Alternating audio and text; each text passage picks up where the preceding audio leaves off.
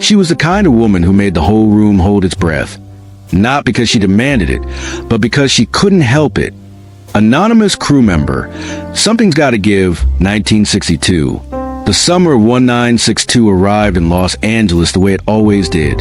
Slowly, indifferently, burning the jacaranda blossoms off the trees before anyone had quite noticed they bloomed. The Santa Ana winds had come early that year, dry and insistent, carrying the faint smell of the desert across the basin and pushing the smog up against the hills in thick amber layers.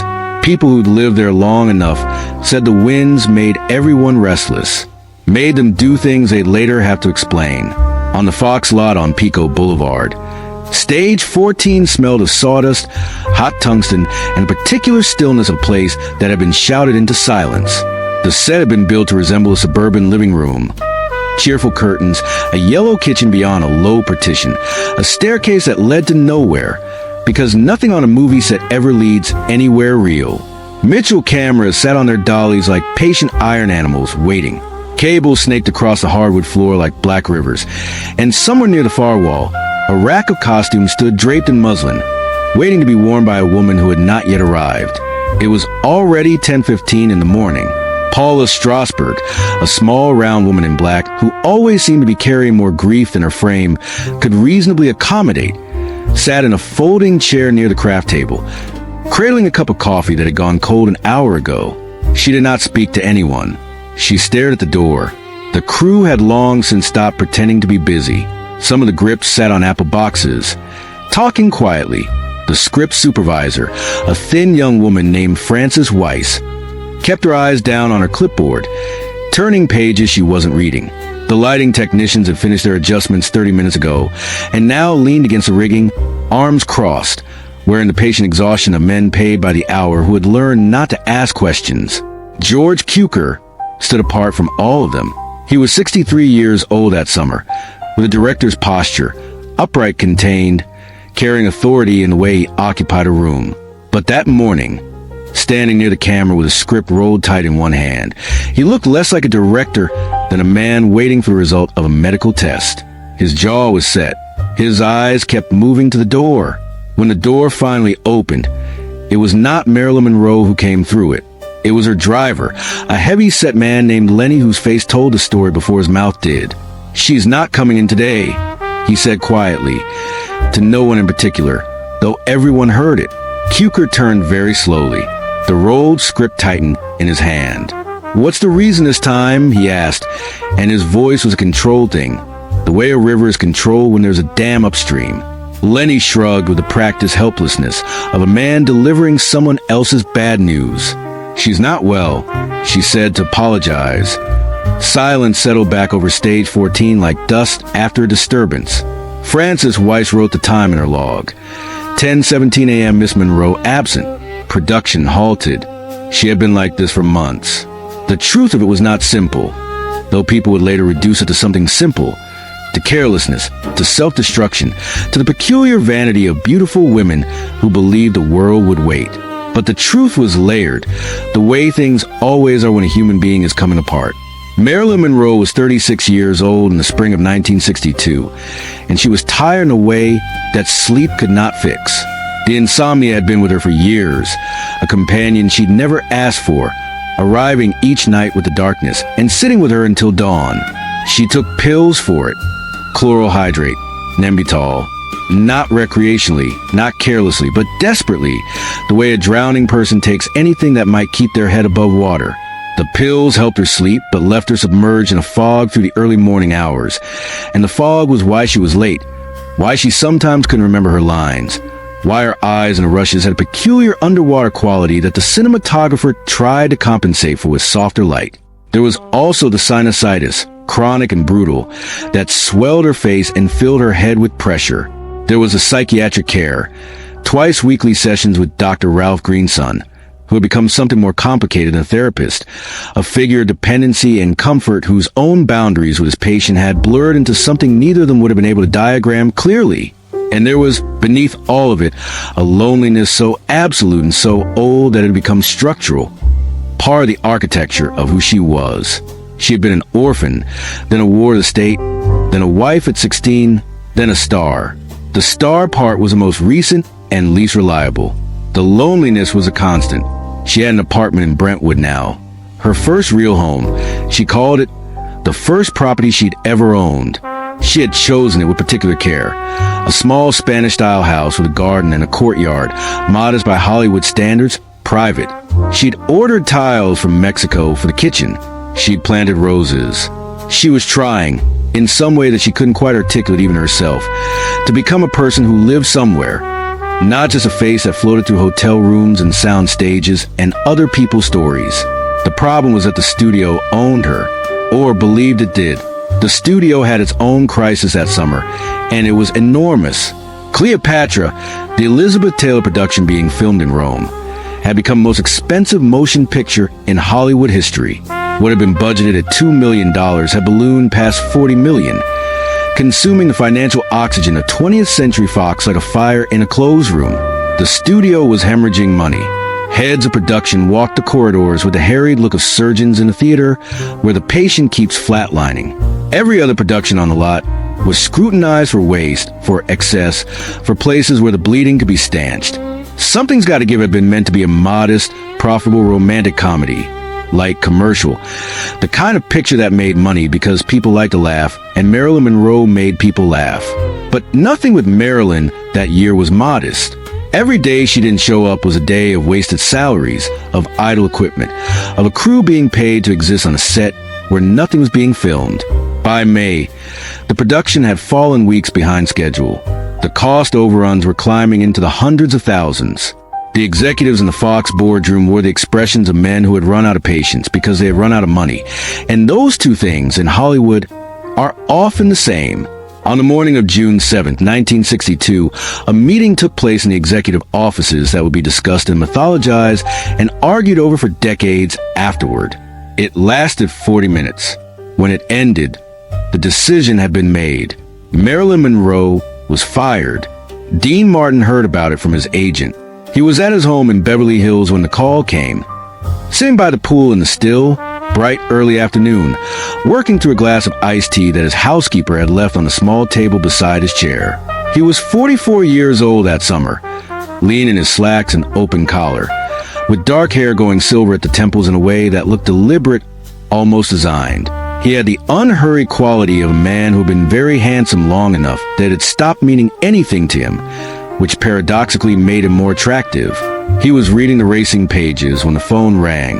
His agent, a nervous, fast-talking man named Herman Citron, delivered the news with the blunt efficiency of a man who knew his client well enough to skip preamble. "They fired Marilyn," Herman said, "this morning. Official. And they want to replace her with Lee Remick. They're calling you this afternoon." Dean set down the racing pages. He looked at the pool, at the way the sunlight broke apart on the surface of the water, and reassembled somewhere below. "Say that again," he said. Herman said it again. Dean was quiet for a long moment. When he spoke, his voice had changed, not loud, not explosive, but altered in some fundamental register, the way a key changes when you move it from one hand to the other. "Who made this call?" "LeVay's, and Cuker's backing it." "Dean, they're desperate. The studio is." "I heard you," Dean said. He put the phone down and sat for another minute by the pool. Then he went inside. He had known Marilyn for years by then. Not intimately, not the way some men had, but in the easy, uncomplicated way of two people who moved through the same world and had always been kind to each other. He'd seen her at parties, at premieres, at the kind of industry dinners where everyone was performing slightly even when they thought they weren't. She had always made him laugh. She had a wit that surprised people. Quick, self-deprecating, slightly absurd, hidden under the surface of the persona that the studio had built for her and that the public had accepted as the complete truth. He knew the persona was not the complete truth. He suspected the complete truth was much lonelier. When they'd been cast together in Something's Got to Give earlier that year, he'd been cautiously pleased. He was a professional. He showed up. He knew his lines. He had always found a work of acting slightly mysterious. He was primarily a singer, a performer, a man who built his career on charm and timing and an instinct for a room. But he understood story, and he understood how to be present in a scene, and he thought, watching Marilyn in their first few rehearsals, that there was something genuinely extraordinary happening when she was in front of camera, something that the lens loved in a way it loved very few people. When she was there, the absences had been hard. He would be honest about that later in private. The people he trusted, the days on set waiting, the production falling behind, the frustration of a professional who had built his reputation on reliability watching the schedule dissolve. He had not been without irritation. But irritation was not what he felt in the afternoon of June 7th, 1962, driving to the Fox lot in his silver Continental, his hands easy on the wheel, his jaw set. What he felt was something older and more certain than irritation. He did not call ahead. He parked in the lot, walked through the studio gate with the ease of a man who had walked through studio gates his entire adult life, and found his way to the executive offices on the second floor of the administration building. The carpet was brown and worn near the elevator. There was a painting of a western landscape in the corridor that had been there since the 40s, and would be there after everyone in the building was gone. Peter LaVey's secretary, a young woman named Carol, looked up as Dean came down the hallway and seemed to calculate something in her expression, whether this was an appointment she'd forgotten, whether she should call ahead, whether a particular quality of his walk meant that calling ahead would be futile. She called ahead. Dean walked into the outer office and sat down in a chair across from Carol's desk and crossed one leg over the other and waited with the patient composure of a man who had decided exactly what he was going to say and had nothing left to prepare. 3 minutes later, he was in LaVey's office. Peter LaVey was the head of studio operations, a trim, silver-haired man in his 50s who had the administrator's gift of occupying the space between authority and agreeableness, of making decisions that ruined people's lives while maintaining an expression of reasonable regret. He stood when Dean came in, which was the right instinct, and offered his hand, which Dean shook briefly, which was the extent of pleasantries. George Cukor was also in the room, seated in the corner, holding a glass of water, watching with the expression of a man who had anticipated this and not looked forward to it. Dean sat down without being invited. "I heard what you did," he said, to no one in particular, to the room. LaVey's began with the finances. He was prepared for this conversation and had marshaled his arguments in order: the overruns, the absences, the schedule, the costs, the precedent being set, the studio's obligations to its shareholders, the impossible position they'd been placed in by a woman who could not honor the basic professional commitment of showing up to work. He was not unsympathetic, he said. It was a tragedy, he said. She was clearly unwell, he said, but there were limits. Dean let him finish. He had the gift of stillness in these moments. Not coldness, but a kind of gravitational patience that made the other person feel, when they were done speaking, that they had said a great deal without actually arriving anywhere. When LaVey's finished, Dean looked at him for a moment. "I'm not doing the picture with Lee Remick," he said, "or anyone else." LaVey's opened his mouth. "I have approval of my leading lady in my contract." Dean continued, his voice even. "You know that. Herman knows that. Your legal department knows that. I approve Marilyn. I didn't approve anyone else. No Marilyn, no movie." The room was very quiet. Cukor set down his glass of water. "Dean," LaVey said carefully, "the studio's position?" "I know the studio's position," Dean said. "I'm telling you mine." He said it without anger. That was what people would remember afterward. The ones who were in that room, and the ones who heard about it from the ones who were in that room, through the long chain of retelling that Hollywood stories travel. He hadn't raised his voice. He hadn't threatened. He had simply stated a fact with the absolute conviction of a man who had decided something and would not be undecided. He stood up. "No Marilyn," he said again. "No movie." He walked out. The production shut down that afternoon. Not formally, not with a press release, but practically. The calls stopped going out. The scheduling stopped. The costume fittings that had been planned for following week were quietly postponed. When the Fox production office rang Dean's agent the next morning, Herman Citron listened politely and then said, with a practiced calm of a man who had been doing this for 30 years, "My client's position hasn't changed." The calls that followed over the next several days were logged and later described by people who participated in them as some of the most uncomfortable conversations in the recent history of the studio system. Dean Martin was not a man you could bully. He was not particularly susceptible to flattery, not because he was above it, but because he'd received enough of it that it had lost its operative power. He was, in the studio's assessment, completely indispensable. A box office draw to first order, a man whose name on a marquee meant something concrete and measurable in terms of ticket sales, and he had a contractual right that he was entirely prepared to exercise. The studio's lawyers looked at the contract. Then they looked at it again. The clause was there, unambiguous, clear. On June 12th, after 5 days of negotiation, 20th Century Fox capitulated. Marilyn was at home in Brentwood when she got the call. She was in the garden, which she had taken to working in during the mornings as a kind of therapy that her actual therapist had not prescribed, but that she had arrived at on her own. The simple, tactile work of her hands and soil, of tending to something that grew slowly and couldn't talk back. She was wearing old slacks and a cotton blouse and no makeup, and she had dirt under her fingernails, and she looked, in this moment, more like an ordinary woman than she'd looked in years. Her housekeeper, Eunice Murray, came to the back door. "It's Mr. Rudin," Eunice said. "You're a lawyer. He says it's important." Marilyn pulled off her gardening gloves and walked inside. She listened when Mickey Rudin finished telling her what had happened, what Dean had done, what the studio had agreed to. She was quiet for a long time. The kitchen was bright around her, the new Mexican tiles she'd chosen catching the morning light. "Say that again," she said. "About Dean." Mickey said it again. She sat down at the kitchen table. The garden was visible through the window. Her roses, her small jacaranda tree, the Mexican tiles on the courtyard wall. A hummingbird moved at the edge of the frame and was gone. "He did that," she said. It wasn't a question. Later, she would call him. The conversation, by all accounts, was brief. Dean was not a man for long phone calls, for extended declarations. He answered with his characteristic ease, with a warmth that was his natural register, and told her not to think about it, that it was nothing, that he was glad it was worked out, that he'd see her on set. He said it the way you'd tell someone you'd held an elevator, for that it was no trouble. But she thought about it. She thought about it for weeks. The deal that the studio signed was generous.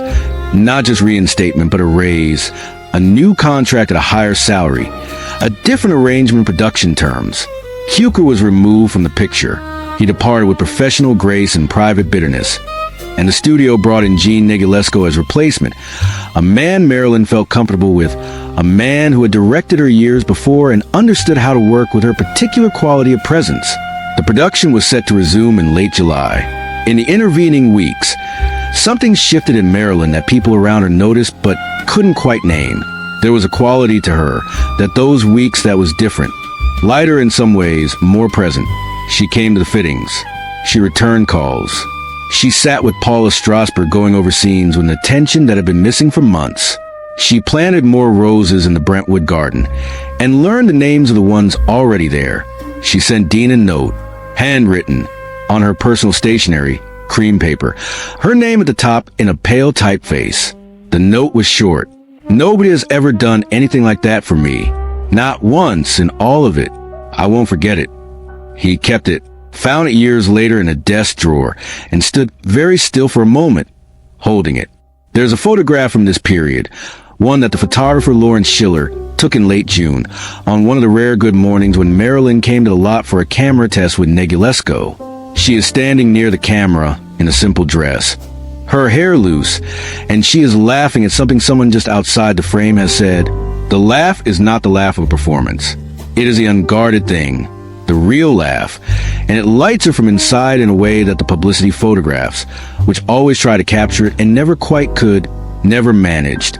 Dean is in the background of this photograph, off to one side, talking to one of the producers, not looking at the camera. He is simply there, the way he always simply was, easy, present, unhurried, real.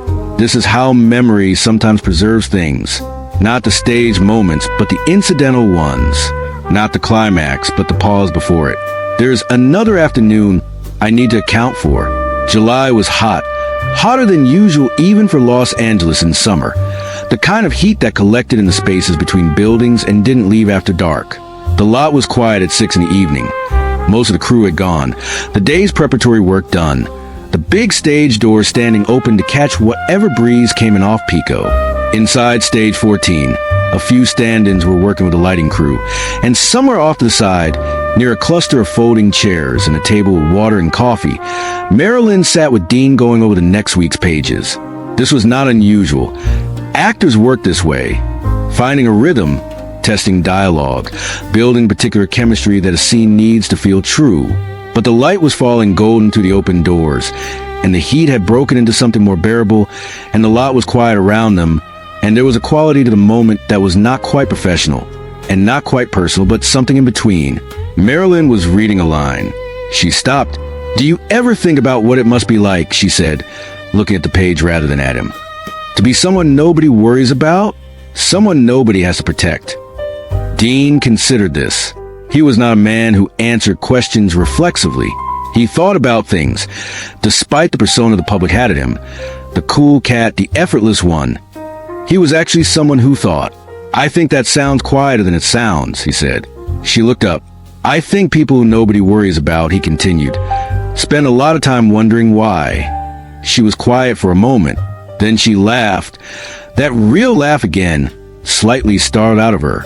"That's the smartest thing anyone said to me in months," she said. "Don't tell anyone," Dean said. "I've got a reputation to protect." She held on to the laugh for another moment, and then it settled, and she looked at the script again, and the light through the doors went a shade deeper toward gold. On August 4th, 1962, a Saturday, the Brentwood house was quiet. The garden was watered. The roses were in bloom. A particular deep red variety she planted in April, whose name she'd looked up and written on a small card that she'd stuck in the soil beside them. The Mexican tiles caught the last of the afternoon light. Eunice Murray was in the house. Dr. Green's son had visited earlier. Marilyn had spoken by telephone to several people during the course of the day. Her voice, by various accounts, sounding different things. Sometimes heavy, sometimes lighter, sometimes something in between that nobody could quite characterize afterward without the terrible weight of retrospect coloring their memory of it. She went to her room sometime in the evening. She did not come out. In the small hours of August 5th, her body was found. The official ruling was probable suicide by barbiturate overdose. She was 36 years old.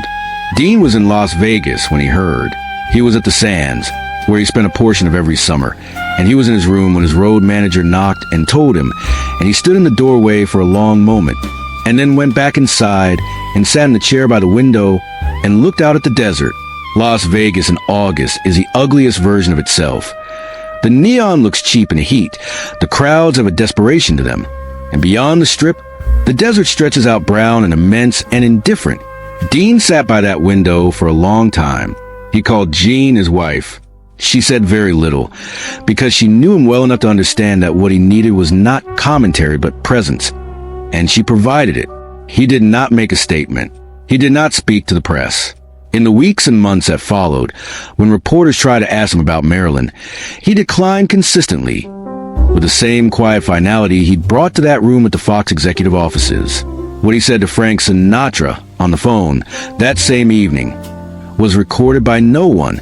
Frank called it the quietest he'd ever heard Dean be. The film was never completed.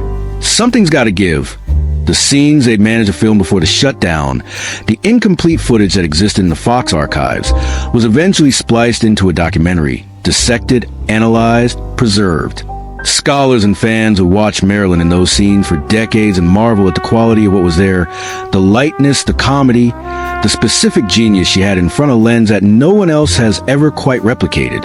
She was in full possession of her gift in those frames. Whatever was happening in her personal life, whatever was breaking down in the complicated machinery of her health and her psychology and her pharmacology, the gift was intact. The gift was always intact. Dean never made the film with someone else. He never discussed replacing her. He fulfilled his contractual obligations through the proper legal mechanisms and moved on. And if he was asked about it, he changed the subject. And if he was pressed, he became very still and very quiet in a way that made people stop pressing. There's a thing that happens in Hollywood, and in life more generally, that no one has ever satisfactorily explained. The way that certain moments acquire their full meaning only in retrospect, only when you know what came after. In June of 1962, When Dean Martin walked into Peter LaVeza's office and delivered his ultimatum, he did not know what August would bring. He did not know that the reprieve he'd won was also, in some terrible accounting of fate, the last good thing that would happen for Marilyn Monroe before the worst thing happened. He was simply a man who believed something was wrong, who had the means to say so, and who said it. The famous gesture, "No Marilyn, no movie," would be reported in the trades within weeks, discussed at dinner tables across the industry, debated by the kind of people who followed Hollywood as closely as other people follow sport.